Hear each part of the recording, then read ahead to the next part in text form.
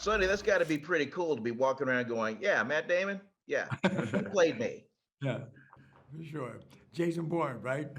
But the best guy is the gambler, though. That's why I think Matt and I just put it together. He's trying to rope me into a card game. I'm worried about this. Well, I don't want to play against him. I want to tell him that he should do other ones. I'm willing to bet my career on Michael Jordan. Come on, man. I know you did extensive research on this, but be connected with a project, the story of a brand in its humble beginnings to be this mega brand now.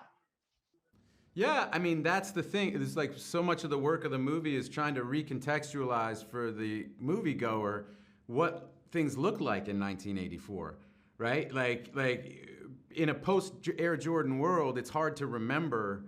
You know, I mean, I remember I had maroon Pumas with the gray thing and the fat laces in 1983 or whatever. But, you know, when the Air Jordan showed up, it just changed everything. It was fun reading the script and going, oh, wait, Nike's the underdog, right? It's so hard to think of them that way now. Ask me why I'm in Wilmington, North Carolina. Why are you in Wilmington, North Carolina? Because I believe in your son. At the end of the day, isn't it funny? You've got to sell the mom. And that is what your character had to do with Michael Jordan's mom in Viola.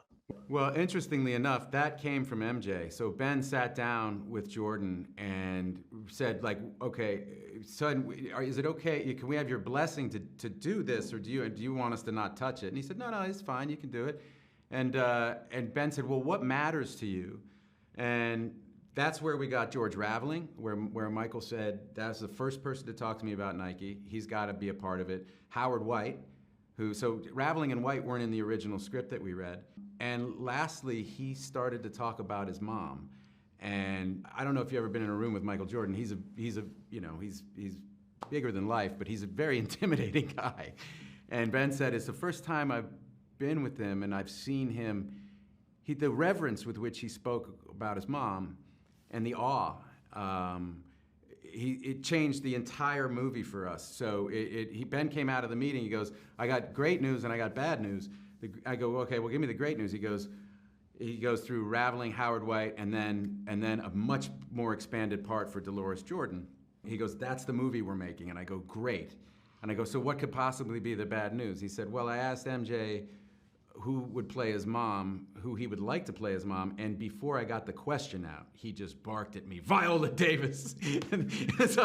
so I joked with Ben, I was like, that's like saying you want Michael Jordan on your basketball team. Like, you can't, like, she's an American treasure. What are we just gonna call Viola Davis? So Ben and I started the rewrite, and we just worked on this role, and then we contacted her and showed it to, and really, all of these new roles in the, like, Viola's, Dolores, Chris Tucker, who we wanted to work with forever.